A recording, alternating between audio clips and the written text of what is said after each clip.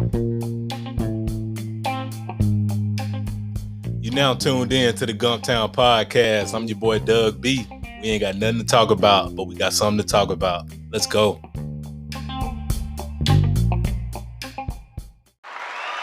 Good people. Welcome back to the Gumptown Podcast, episode 66. I'm your boy Doug B. If you tuned in to this podcast, thank you for your time and your attention. I really appreciate you giving this podcast a shot. Today's guest, she is the founder and owner of MsCraftprincess Designs, LLC. I'm looking forward to this conversation, and I'm sure you all will be inspired by her story. Let's chop it up with Brenda Coone. Brenda, how's it going? Hi, Doug. All is well. How about with you? Glad to hear that. All is well on my end, too. First things Good. first. Yes, ma'am. First things first. Thank you for taking time out of your schedule to chop it up with me a few minutes. I really appreciate it. Thank you so much for giving me the opportunity. I always enjoy a good chat. Yes, ma'am. Of course, we're here to talk about MsCraftprincess Designs, LLC. But before we go there, let's get to know the woman behind the brand. What's your story? Certainly. I'm Brenda R. Coone. I am married. I hail from Tuskegee, born and raised. My husband and I live in Prattville, been married 25 years. I'm retired. I worked 31 years serving the wonderful citizens of this great state. Um, Retired in 2018, and in September 2019 was blessed to take my hobby of greeting card making and turn it into MsCraftprincess Designs. Wow, that's a great story. Short and sweet, straight to the point. That's amazing. So you say you from Tuskegee. So what was it like growing up in Tuskegee? Um, it was actually really wonderful because I was always surrounded by people who instilled in us that we could be anything we wanted to be. There were no limitations except for the limitations that we put on ourselves. But our teachers and our parents really almost didn't allow us to put limitations on ourselves. So the sky was the limit, and it was just a wonderful, nurturing environment. And I'm like really proud to be from there. A lot of great things have happened in Tuskegee, and wonderful people have come out of Tuskegee, and I'd like to think I'm one of them. Yes, So. ma'am. That's amazing. That's good. You grew up in a village. They were, like you said, they encouraged you all, and sky's the limit. I know it was always good to hear those encouraging words coming up. Yes, it was. I didn't realize until much later, probably in college, that everybody didn't grow up like that. That everybody wasn't affirmed. And that's kind of sad, but I do what I can now. I did it in my career, and I do it through my greeting cards now to try to uplift people with the designs and the words that I put in my cards and on my cards, just to, let people know that they're loved and appreciated, and to celebrate them. Yes, ma'am. That's amazing. Speaking of college, I see you attended and graduated from the Alabama State University. Yes, I did. Yes, ma'am. Likewise. So, what was the HBCU experience like for you? I thoroughly enjoyed it. I started at Tuskegee. That was pretty much a requirement in our household, but I wanted to get away from home actually, and just so I did 2 years at Tuskegee, and wanted to get away from home but not go too far away. And Alabama State was just right down the road. So when I transferred in, I had already taken my core courses, so I went right into the College of Business. So the I think some of the experiences that you have your freshman, sophomore year. I didn't have that at Alabama State. I had that at Tuskegee, but it was, you know, I think attending an HBCU is like something that it's almost hard to describe, but it's such a wonderful, again, nurturing experience. because I was blessed to have professors who, even though I was in college, cared. They knew my name. I wasn't a number. The class sizes weren't so large that they didn't know who I was. And actually, I got my job with the state um, by having one of my college professors reach out and say, "Hey," I was living in Atlanta, and he said, "Hey, the state's hiring. I think that you would be good for it." And so he encouraged me to, do what I needed to do, apply, take the test, get on the register to hire on with the state. I didn't think I'd stay. When I started, it was 5 years. I was going to get, a little experience behind my belt and go on to bigger and better things. But you know what they say, you make plans and then God laughs because his plans are always better. Mhm. And I'm just glad that I was obedient and submitted to his plans because I had a wonderful career. Yes, ma'am. That's a powerful story, and it's a testament to what the HBCU experience is. You hit it all, Yes, hit the nail on the head. Just becoming family with not only your peers but your professors, and the fact that you were able to build that that rapport with that professor. He or she reached back out to you after you had already graduated, and that's really what the HBCU experience is all about: family. that's absolutely correct. That encapsulates it in that statement. We're family. Yes. Yes, ma'am. So let's talk about Miss Craft Princess Designs. What you got going over there, products and services wise? So, as you can imagine, this is our busy time of year because we're, gearing up for the holidays, but we have so much going on. Um, we have just a ton of a large variety of greeting cards on our website. And I've now started to offer, I guess last year I started offering gift items because I do vending events and I needed something else on my table besides cards. So, so I started offering a few gift items now. I personalize those, and those have been very well received. So I put them on my website. That's what I do. I'll come up with a new product and I'll test it out in the public. And if it does well out there, then I'll put it on my website to offer something that is like near and dear to my heart and is continues to grow. And I want to see it continue to grow as our monthly subscription service. So this is for people who love sending greeting cards. They always want to have one on hand. They don't want to run out to the store every time they need a birthday card or a thank you card and have to stand in that card aisle and flip through to find something that they like. And so this subscription service ensures that they get 5 beautifully handcrafted greeting cards delivered to their mailbox every month. You get a birthday, thank you, thinking of you, get well, and sympathy card. And that has been really well received. When I started it, I polled those on my email list and said, what kind of cards would you like to, are you interested in this? And what kind of cards would you like to see? What do you send most often?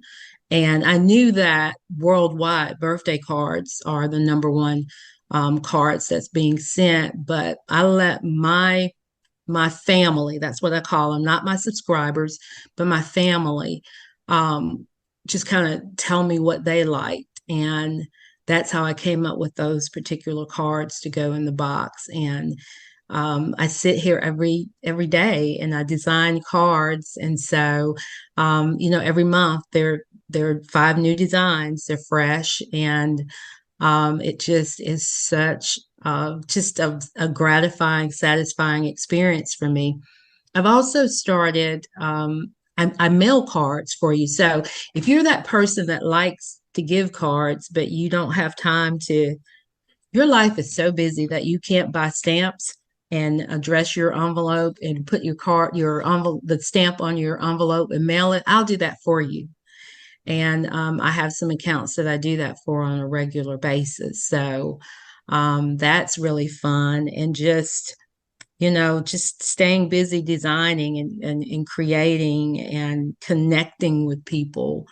It's just something that I really love to do. Mm. That's amazing. Those are some great things you got going on over there in business. I'm gonna tell you the thing that really stands out to me: the fact that you sent out a poll asking your customers what they wanted. That's so powerful. Like that's paying attention to details and not wasting your time or wasting your time, your resources, or any of that. Like you actually asked the customers what they wanted. Like that's amazing. I want to commend you for that. Well, thank you. I think it's so important because, like you said, if I didn't, I mean, I know what I like, but it may not be what they like.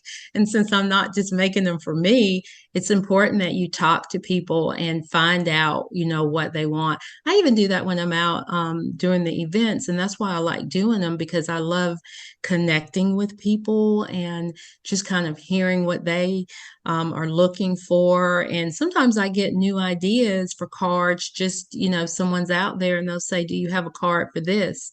And then I go, I don't right now, but if you give me a few days, I will have it and I'll have it loaded to my website. And then you find out that there are other people who like that same card. And so that's just, you have to, I think as to be an astute business owner, you have to reach out to your people and find out what they're looking for. You'll hear these strategists say, find your tribe or find your niche, and from there, drill down to find out what they want. Well, you can't do that unless you ask, right? Because we're not mind readers. Right. And so it just makes sense to ask them what they want. And I'll do that periodically through emails. Just because I send 3 emails a month. So whenever anybody gets on the email list, I tell them, I said, look, I'm not going to spam you. You won't hear from me every day because I don't like being spammed, but I will reach out to you 3 times a month. And we just do, we do fun things like I started this thing where quarterly I go through and I'll look to see who's opening the emails and reading them. And then I will, from that subset, pull a winner and I will award them 3 cards. And that's my way of saying, thank you for entrusting me with your email address. And thank you for taking the time to read what I'm putting out. And that's been very well received, because it's not always selling, selling, selling, though. Yes, I am in the business to sell, but I want my family to know that I appreciate them. And that's why I called them the MsCraftprincess Designs family. They're not just patrons or customers. They're really important to me. Wow, that's amazing. Powerful stuff. So about Miss Craft Princess Design, that name is so intriguing. What inspired that name? I get that a lot. So some of my in-laws call me princess, and we won't go into that on your podcast. Okay? No worries. but it's something that they do. So I was never on Facebook or Instagram before I started the business, but I was on Twitter and I tweeted daily Bible verse every morning. So, and I was always a paper crafter. So Craft Princess was what I went by on Twitter. And then I, at some point, morphed into Miss Craft Princess. Okay. MS, because a lot of people go MISS, but it's Ms. So when it was time to start the business, I reached out to someone who could do my logo. And, we talked about brand colors. I didn't know what any of that was, but she said, "What is the name of your business?" And so I automatically knew that Miss Craft Princess had to be in there. It's, because I'm crafty, but I didn't want to be the crafty princess. And princess just is a nod to my in-laws. And so it just, I knew it had to be Miss Craft Princess. And then I thought, it's got to be more than that. And what do? I spend all day designing. So that's where designs came from. That is a great story, powerful story, and I appreciate you for sharing that. Certainly. Yes, ma'am. Yes, ma'am. So whenever I have entrepreneurs on the platform like yourself, I like to cover 3 things: the aha moment, Mhm. action, and audacity. Let's start with your aha moment. What take me back to the moment when you first got the idea to take your love for crafts and creating and turn it into a business. Well, I want to tell you something, Doug. It was really kind of accidental. I was never really intending to start a business. I wanted to be on a design team, and that's for a stamp manufacturer. And that's where you get their product. You make a card. And I didn't think that thing through, though, because I wasn't on social media. So I reached out and I said, "Hey, I would love to be on your design team. I'm retired. I have time, right?" And she said, "Well, that's great. What are your social media handles?" And I went, "Huh?" And she, and she says, "Oh, dear, you've got to be on Facebook. You have to be on Instagram, or at least one of them. You post some work." She says, "So you don't have a following. You're not ready yet, but post your work that you have now. And when you develop a following, then reach back out to us, because what I later understood was I got their product, I made the cards, then I said, "Hey, look, this is what I made using XYZ company's product." Um, People would get excited about it. The card makers, they go buy that product, and that's how we all, were happy. So I started posting my work, and people started seeing it, and I started getting DMs that said, "Hey, I really like that. How do I purchase it?" And I said, "Oh no, it's a hobby. I don't sell my work, because I'm not thinking about that." And eventually my husband said, "Maybe you should really consider going into business and selling your cards." And so that gave me a moment of pause, but I prayed about it because I pray before I make any decisions. And I just said, "Lord, I know absolutely nothing about being an entrepreneur, but if this is what you have in store for this chapter of my life, then, I will follow where you lead." And, September 1 of this year made 3 years. And it's been just the growth has been really humbling. Our cards are in 10 retail locations.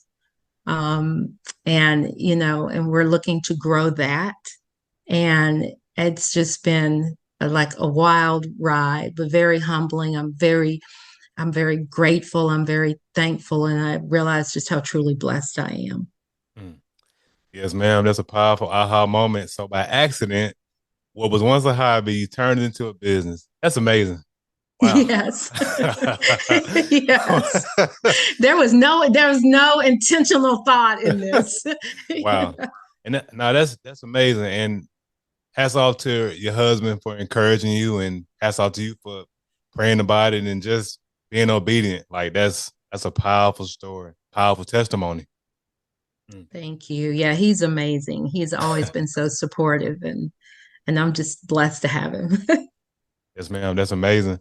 So from the time you had that aha moment, how long did it take you to take action towards getting started in business? It probably took me a couple of months because I probably like a lot of other entrepreneurs struggled with self-doubt. Will I knew there were people asking to buy my cards, but would they really buy them?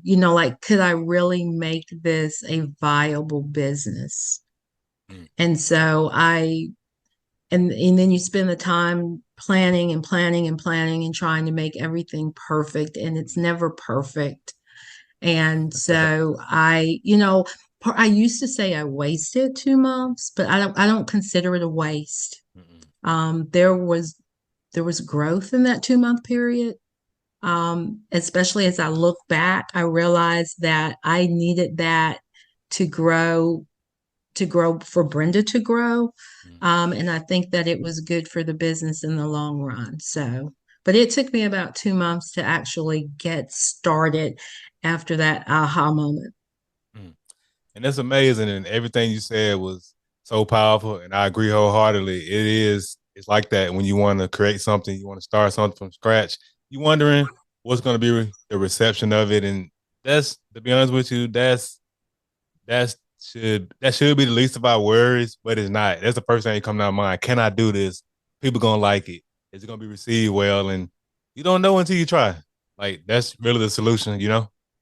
You're right. You don't know until you try. And then if it doesn't work out, you look and you analyze and go, well, what didn't go well, and what do I need to tweak, and then you try again. But thankfully, I did not have to like back up and retool anything so far. It's been one crazy, wild, exciting ride. That's amazing. That is amazing.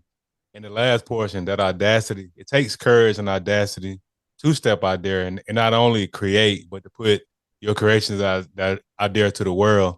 Who or what, aside from God and your husband, gave you that courage, that audacity? I am blessed with a very supportive family. My parents, my siblings. As a matter of fact, my siblings were my first customers. Like they literally bought. They were like, "No, you're not going to give this to me. I'm going to buy it." And so when I'm watching social media posts, and you'll see people will say, "You can't count on your friends or family." That has not been my experience. Mm. And so they believe in me, and they help me believe in me. And then, if there's anybody out there listening that's struggling with that self-doubt, I say to them, do it. And the more you do it, the easier it gets and the more you believe in you. I pinch myself when I do a lot of custom work. Okay. And when someone sees a reel or a post that I've made, and then they DM me, and I know what DM means now, and they say, "Hey, I have, my sister's birthday is coming up, or it's our anniversary, or whatever the special occasion is, and I want one of your cards." And I sit down and I talk to them, and we go through the colors, and tell me something about the individual so that I can come up with a design. And then they love it, and then they come back and tell me how much the recipient loved it. It's such a gratifying feeling. I pray over every card that I make, Mm. because and this is a ministry for me too. It's a business, but it's a ministry, because I realize that greeting cards are not just a piece of paper. It's a way of, I like to tell people that I am the medium of creativity and expression between senders and receivers through greeting cards. And what that means is I understand that there's like a transfer of emotion and love and just deep feelings between that sender and the receiver, because you cared enough not to only send a greeting card, but to send a handcrafted greeting card. Anybody could go to the Dollar Tree. I don't know why you would. If you're listening to this podcast, don't do that. Go to Don't Miss do Craft that. Princess Designs. That's right. But when you take the time to give someone a special card, and it says, "We love you," or "Happy birthday," or "I'm thinking of you," or whatever type of card it is, that's powerful. That lets that person, that receiver, know that somebody out there is thinking about them. And so that is so important to me. So when I make my cards, I'm always praying over them that, Lord, let the person who purchased the card love it, and let the person who receives this card in some small way feel the love that went into making this card, but also in a powerful way feel the love that the sender of that card is sending them Mm. you That's know so that's so powerful. Very, very powerful ministry you got going on over there. That was a great breakdown. I appreciate that. Oh, certainly. Yes, ma'am. So let's back up a little bit. I know you were saying you were late to the social media party, quote unquote. So what was that like? What was that shock to the system like getting on social media? It was like a cold water being poured on you. So I started this business um when I was 53, about to turn 54. Okay. And so here I am about to turn 54 and I'm diving into Instagram and Facebook because I dove in with both feet. I was like, we're just going for it, right? Right. And I had a younger cousin set up the business pages for me, and I have a personal Facebook page too, that I do post daily scripture verses and a little bit about my business. But I try to, for the most part, keep the business on the business page. Um, it was, and so you know that social media changes like every day, right? Right. So, I finally figured out how to post and, how to put my pictures up. And then they went to reels. And I went, are you kidding me?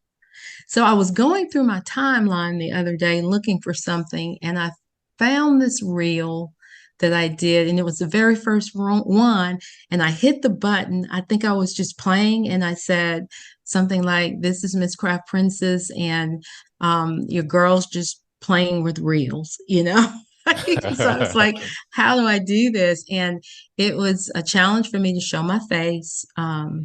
Never, I don't do lives, and I should do lives. Everybody tells me I should do that, but that whole showing your face on video was a hurdle I had to get past. But I'm doing that now, but just figuring out, I can have a 7-second reel and it feels like 3 hours to do it, which is down from the 6 to 9 hours that it used to be. And Amen. I'll tell my husband, I was like, I can't figure this out. And he says, you'll figure it out. I'm really proud, though, of the growth that I've seen. And I'm on TikTok too now. I don't sing or dance, but I'm out. I'm out there. And so I'm just trying to be where the people are. But it is, and I just have to keep telling myself, I am not too old to learn this. Okay. Mm. I can do this. I am smart. I am intelligent.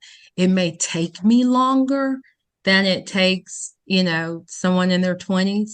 And I can't do it. You know how you see them hold the phone and they're doing it with one thumb? I can't do that, but I'm getting it done. I'm getting it done. And that's what it's all about. And you said a few key things in that, just saying you're never too old to learn something new. You jumped in with both feet.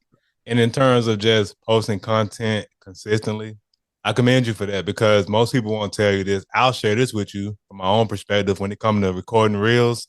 The reels that I Hmm. post out there, it takes me an hour sometimes just to get a 15, 30-second clip together. So just know that you're not alone when it comes to multiple takes to get it right. But the most important thing is getting it to your liking and putting it out there, which I see you do consistently. Keep up the good work. Thank you so much. That means so much to me because I try really, really hard. And stories, I never paid attention to stories, but I know that's a thing. And after every event, I try to do a story, just thanking people for coming out and supporting. And I posted one last night, and I didn't have on any makeup, which I'm not much of a makeup wearer, but I mean, I had on nothing. And I said, I'm going for it. And nobody has said, oh my gosh, you should have had makeup on.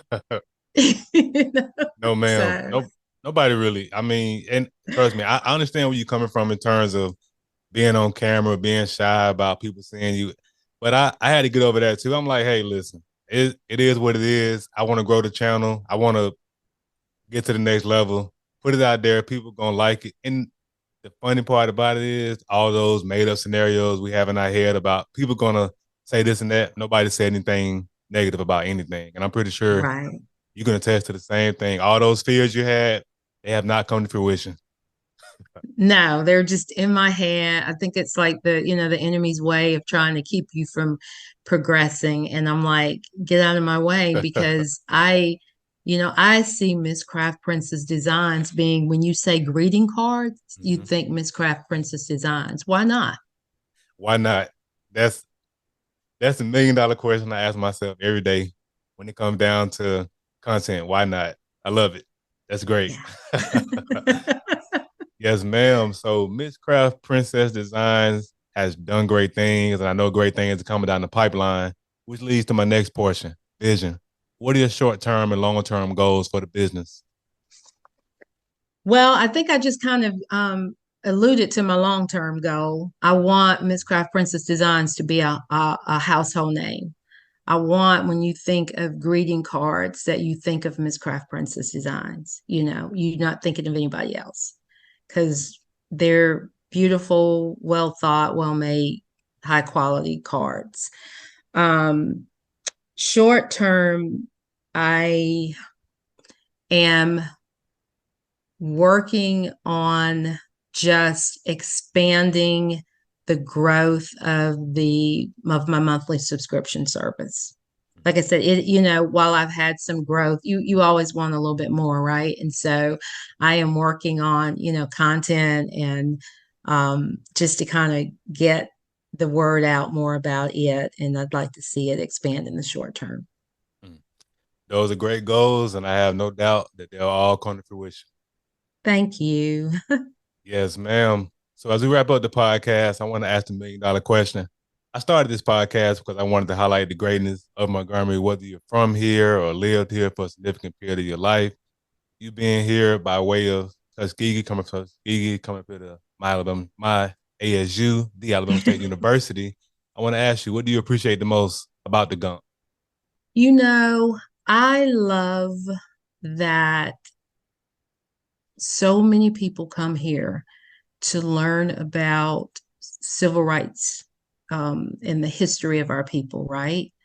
From the Dexter Avenue Baptist Church to the EGI Museum, it's just so much. It's so rich in history, and I absolutely love that.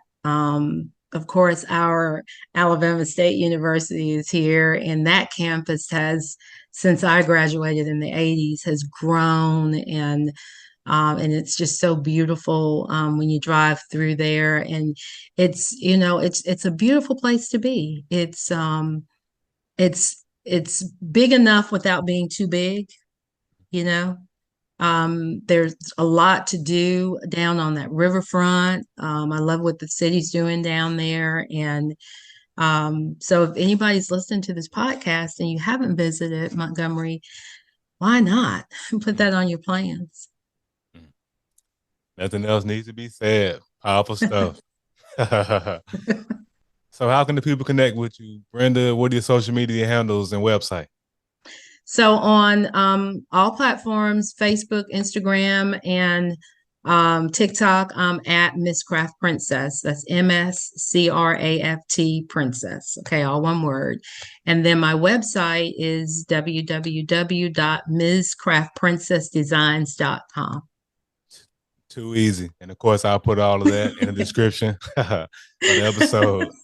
Hey, Brenda, thanks again for this conversation. I really appreciate it.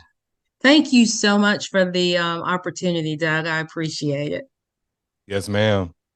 Good people, that concludes another dope episode of the Gumptown Podcast. We gone, but before we leave, remember, be blessed, be safe, but most importantly, have the audacity to be you.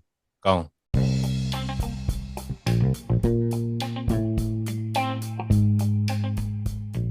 Thanks again for tuning in. I appreciate your time and your attention. Until next time.